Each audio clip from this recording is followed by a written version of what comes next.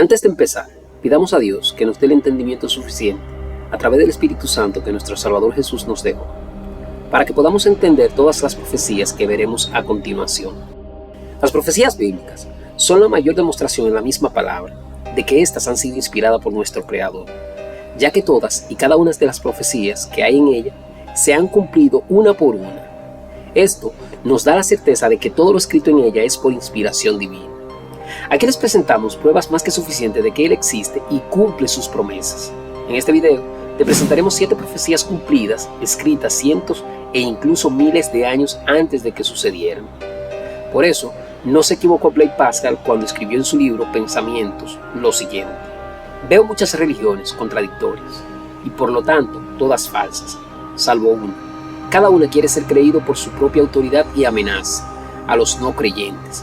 Por lo tanto, no creo en ellas. Cada uno puede decir esto, cada uno puede llamarse a sí mismo un profeta. Pero veo que en la religión cristiana, las profecías donde sea se han cumplido. Y eso es lo que cada una de las otras no pueden hacer. Antes de ver la primera profecía cumplida, veamos qué nos dice la Biblia acerca de los profetas. Tal vez se pregunten, ¿cómo sabremos si una profecía viene o no del Señor? Si el profeta habla en el nombre del Señor, pero su profecía no se cumple ni ocurre lo que predice, ustedes sabrán que ese mensaje no proviene del Señor. Ese profeta habló sin el respaldo de mi autoridad y no tienen que temerle. De hecho, el Señor soberano nunca hace nada sin antes revelar sus planes a sus siervos, los profetas. Sobre todo, tienen que entender que ninguna profecía de la Escritura jamás surgió de la comprensión personal de los profetas, ni por iniciativa humana. Al contrario, fue el Espíritu Santo quien impulsó a los profetas, y ellos hablaron de parte de Dios. También miremos lo que nuestro propio Salvador nos dijo. Les digo la verdad, hasta que desaparezcan el cielo y la tierra, no desaparecerá ni el más mínimo detalle de la ley de Dios, hasta que su propósito se cumpla. Número 1. Profecías mesiánicas. Quienes escribieron el Nuevo Testamento citaron profecías mesiánicas del Antiguo Testamento más de 130 veces. Según algunos cálculos, en el Antiguo Testamento hay más de 300 pasajes proféticos que describen quién es el Mesías y lo que él iba a llevar a cabo. De estos, 60 son profecías importantes.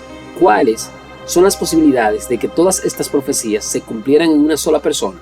El astrónomo y matemático Peter Stoner, en su libro Science Speak, La ciencia habla, plantea un análisis matemático en el que muestra que es imposible que las declaraciones precisas acerca del que habría de venir pudieran ser cumplidas en una sola persona por mera coincidencia.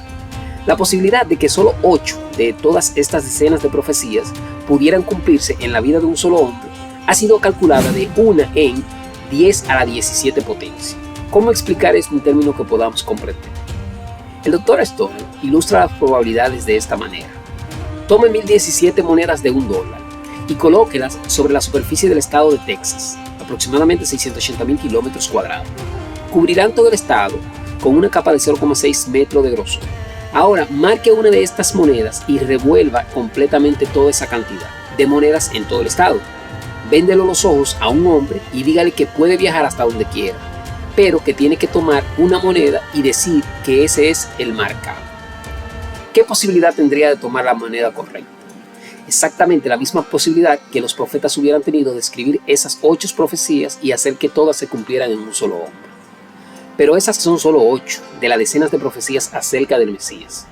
Empleando la teoría de la probabilidad, la eventualidad de que 48 de estas profecías se cumplieran en una sola persona es de 1 en 10 a la 157ª potencia. 1 o 2 cumplimientos en la vida de Jesús podrían ser descartados como coincidencias, pero cuando se tiene en cuenta el número de profecías cumplidas, la ley de la probabilidad pronto llega al punto donde la mera posibilidad se convierte en certeza. Esta es una de las pruebas de que Jesús era el Mesías. Las profecías mesiánicas se cumplieron exacta y precisamente en él. Número 2. Profecías contra Tiro. Ezequiel profetizó desde fines del siglo VII y en el siglo VI a.C., es decir, durante los años que precedieron la destrucción de Jerusalén y después, durante las primeras décadas del exilio de los judíos en Babilonia. Ezequiel escribió una sorprendente profecía sobre Tiro. Por lo tanto, esto dice el Señor soberano: Oh Tiro, yo soy tu enemigo y haré que muchas naciones se levanten contra ti, como las olas del mar que rompen contra tu costa. Ellas destruirán las murallas de Tiro y derribarán sus torres. Yo rasparé su suelo hasta dejarlo como roca desnuda. Saquearán tus riquezas y mercancías y demolerán tus murallas. Destruirán tus preciosas casas y arrojarán al mar las piedras, los maderos y hasta el polvo de la ciudad. Pues bien, pocos años después de haber pronunciado Ezequiel la profecía, Tiro fue sitiada por el rey de la Babilonia, Nabucodonosor. Sin embargo, no fue un asedio fácil. En parte, Tiro estaba situada en tierra continental, pero una porción de la ciudad estaba en una isla, como 800 metros de la costa. Nabucodonosor sitió la isla por 13 años antes de que al fin ésta capitulara. Sin embargo, fue en el año 332 a.C. cuando la profecía de Ezequiel finalmente se cumplió en todo detalle. En aquel tiempo, un conquistador procedente de Macedonia, Alejandro Magno, invadía Asia. Tiro, segura en una ubicación insular, le presentó resistencia. Alejandro no quería seguir adelante y dejar atrás a un posible enemigo, pero tampoco quería sitiar a Tiro por años, como había hecho Nabucodonosor. Para llegar a la isla, construyó un puente de tierra al estilo de un malecón, para que sus soldados pudieran marchar sobre él y atacar la ciudad insular. Sin embargo, note lo que usó para construir el malecón. The Enciclopedia Americana informa: en el año 332 a.C., con las ruinas de la porción de la ciudad en tierra continental que había demolido, construyó un enorme malecón que uniera isla y continente. Tras un sitio relativamente corto, la ciudad insular fue destruida. Además, todo detalle de la profecía de Ezequiel se cumplió. Hasta las piedras y el maderaje y el polvo de Tiro antigua fueron colocados en el medio mismo del agua. Número 3. Profecía contra Babilonia. En el siglo 8 a.C., Isaías, el profeta que advirtió a los judíos que serían subyugados por Babilonia, también predijo algo asombroso: la aniquilación total de Babilonia misma. La predijo gráficamente. Miren, yo incitaré a los medos contra Babilonia. No se les puede tentar con plata ni sobornar con oro. Babilonia, el más glorioso de los reinos, la flor del orgullo caldeo, será devastada como Sodoma y Gomorra cuando Dios las destruyó. Babilonia nunca más volverá a ser habitada. Permanecerá vacía de generación en generación. Los nómadas se negarán a acampar allí, y los pastores no llevarán a sus ovejas para que pasen la noche. El profeta Jeremías también predijo la caída de Babilonia, lo que sucedería muchos años después, e incluyó un detalle interesante. Una sequía afectará el suministro de agua y hará que se seque. ¿Y por qué?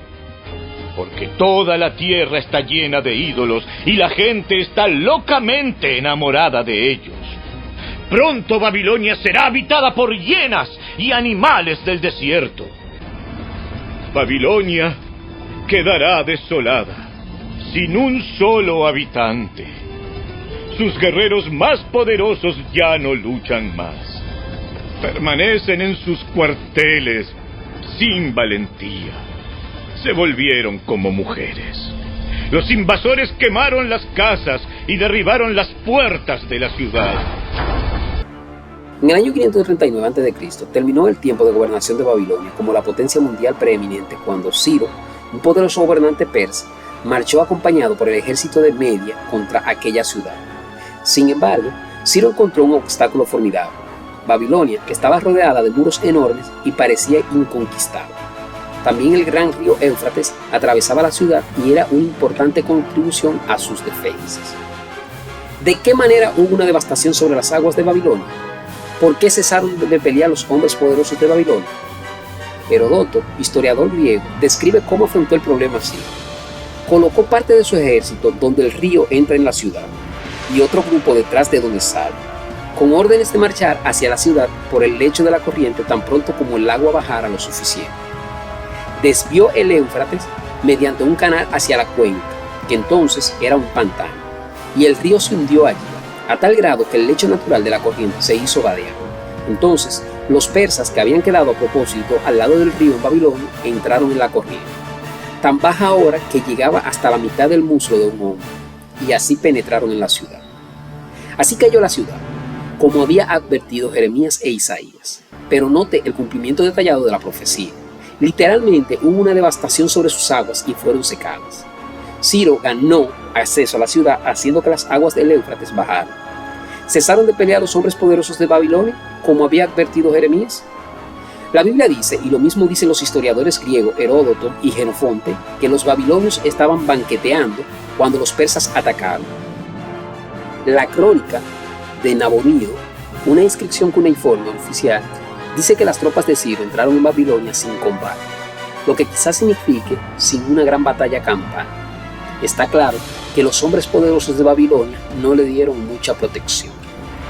¿Se cumplió la profecía de que Babilonia nunca sería habitada? Aquello no se cumplió enseguida en el año 539 a.C., pero no dejó de realizarse.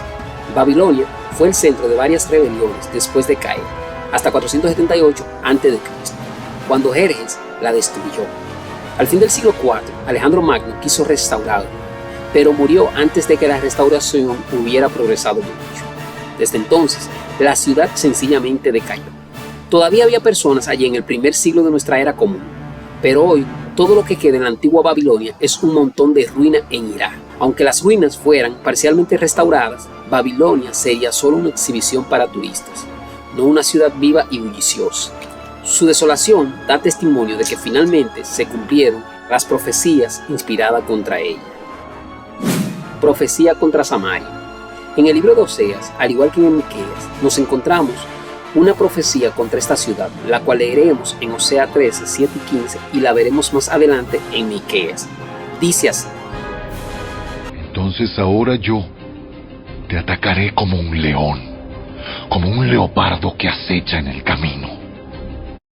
Efraín era el más productivo de sus hermanos, pero el viento del oriente, una ráfaga del Señor, se levantará en el desierto. Todos sus manantiales se secarán, y todos sus pozos desaparecerán. Todo lo valioso que poseen será saqueado y se lo llevarán. El pueblo de Samaria debe sufrir las consecuencias de su culpa porque se rebeló contra su Dios. Un ejército invasor los matará. ¿Cómo se encuentra Samaria? Samaria fue una antigua ciudad de la región de Samaria, Cisjordania. Fue la capital del reino de Israel en el siglo IV y 7 a.C. Las ruinas de la ciudad se encuentran en las montañas de Samaria. Está completamente en ruinas, aún en la actualidad de nuestros días. Número 5. Profecías contra Jerusalén. Nuestro propio Salvador dijo una profecía antes de que ocurriera en Jerusalén. Cuando leemos en Lucas 19, versículo 41-44, al acercarse a Jerusalén, Jesús vio la ciudad delante de él y comenzó a llorar, diciendo: ¿Cómo quisiera que hoy tú, entre todos los pueblos, entendieras el camino de la paz? Pero ahora es demasiado tarde y la paz está oculta a tus ojos. No pasará mucho tiempo antes de que tus enemigos construyan murallas que te rodeen y te encierren por todos lados. Te aplastarán contra el suelo y a tus hijos contigo.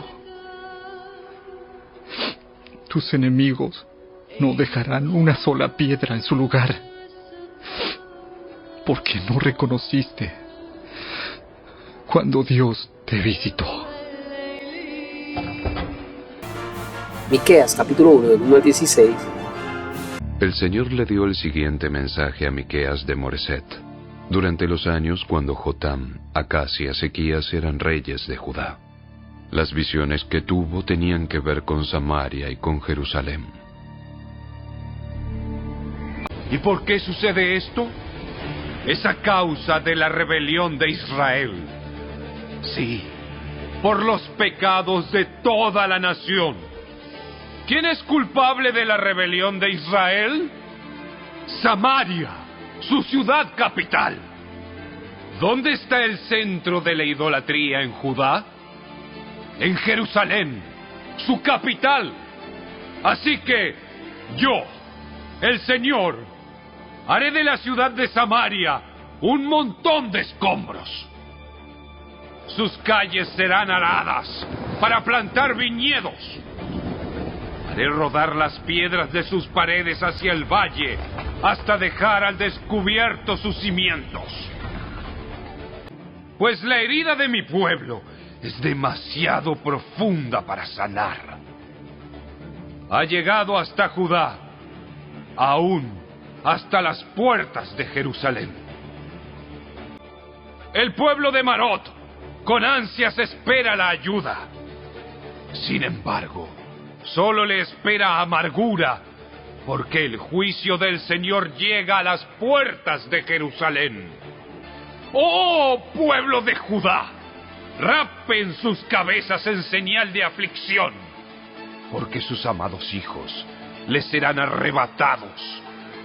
Rápense hasta quedar calvos como un buitre, porque sus pequeños serán desterrados a tierras lejanas.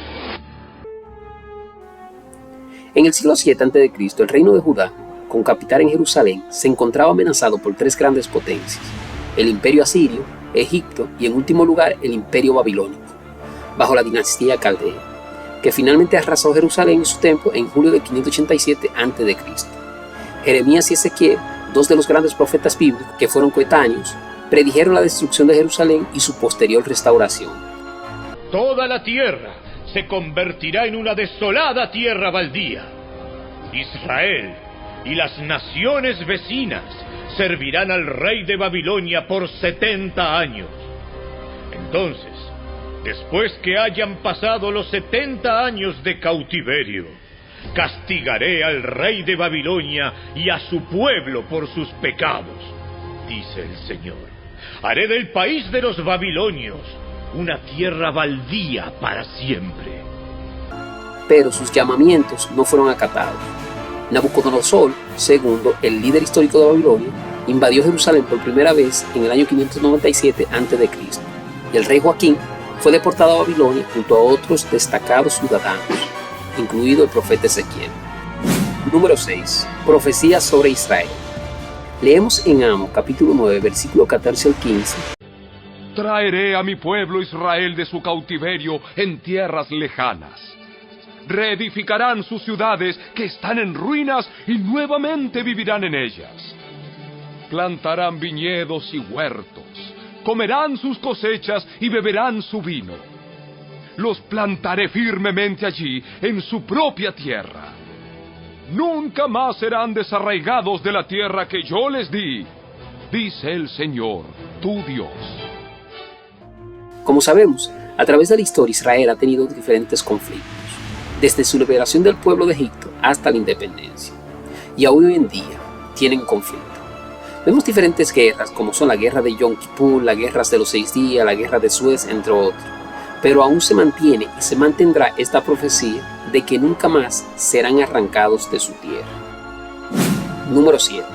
La marcha de las potencias mundiales.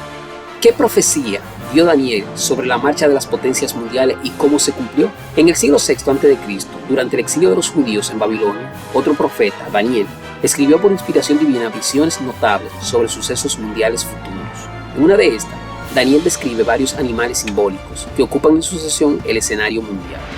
Un ángel explica que estos animales prefiguran la marcha de las potencias mundiales. Desde aquel tiempo en adelante, de las dos últimas bestias dice: Estoy aquí para explicarte lo que sucederá después, en el tiempo de la ira. Lo que has visto pertenece al fin del tiempo. El carnero con los 2 cuernos representa a los reyes de Media y de Persia. El chivo peludo representa al rey de Grecia, y el cuerno enorme que tiene entre los ojos representa al primer rey del imperio griego. Los 4 cuernos prominentes que reemplazaron el cuerno enorme indican que el imperio griego se dividirá en 4 reinos, pero que ninguno de ellos será tan grande como el primero. Esta visión profética se cumplió con exactitud. El imperio babilonio fue derribado por Medo-Persia, que 200 años después sucumbió ante la potencia mundial griega. El imperio griego fue encabezado por Alejandro Magno, el Gran Cuerno. Sin embargo, después de la muerte de Alejandro, sus generales se disputaron entre sí el poder, y con el tiempo, aquel extenso imperio se dividió en 4 imperios no tan extensos, 4 reinos. En una profecía relacionada sobre la marcha de las potencias mundiales, ¿de qué otra potencia mundial se profetizó? En el capítulo 7 de Daniel, una visión parecida hizo ver también lo que había a gran distancia en el futuro. La potencia mundial babilónica fue representada por un león, la persa por un oso y la griega por un leopardo de 4 cabezas, que tenía 4 alas en la espalda. Entonces Daniel ve otra bestia salvaje, espantosa y terrible y extraordinariamente fuerte, y tenía 10 cuernos. Esa noche, en mi visión, yo, Daniel, vi una tempestad que agitaba la superficie de un mar grande, con vientos fuertes soplando de todas direcciones. Del agua surgieron 4 bestias enormes, cada una diferente de la otra. La primera bestia era como un león con alas de águila. Mientras yo observaba, le fueron arrancadas las alas y quedó de pie en el suelo sobre sus 2 patas traseras, como un ser humano, y se le dio una mente humana. Luego vi a una segunda bestia que se parecía a un oso. Se levantó sobre uno de sus costados y llevaba 3 costillas entre los dientes. Y oí una voz que le decía: levántate, devora la carne de mucha gente. Después apareció la tercera de esas extrañas bestias y se parecía a un leopardo. Tenía 4 alas de ave sobre la espalda y 4 cabezas. A esta bestia se le dio gran autoridad. Luego, en mi visión de esa noche, vi a una 4ª bestia, aterradora, espantosa y muy fuerte. Devoraba y aplastaba a sus víctimas con enormes dientes de hierro y pisoteaba los restos bajo sus pies. Era diferente a las demás bestias y tenía 10 cuernos. Esta 4ª bestia salvaje prefiguró al poderoso imperio romano, que empezó a desarrollarse alrededor de 3 siglos después de haber escrito Daniel estas profecías. Pero, ¿qué hay de los 10 cuernos de esta enorme bestia? El ángel dijo: sus 10 cuernos son 10 reyes que gobernarán ese imperio. Luego surgirá otro rey, diferente a los otros 10, y someterá a 3 de ellos. ¿Cómo sucedió esto? Pues bien, el imperio romano empezó a decaer en el siglo V. No fue reemplazado inmediatamente por otra potencia mundial. Más bien, se fue desintegrando, dividiéndose en varios reinos, 10 reyes. Finalmente, el imperio británico derrotó a 3 imperios rivales, España, Francia y los Países Bajos, y llegó a ser la principal potencia mundial. Así humilló a 3 reyes, el cuerno reciente. Dios nos bendiga.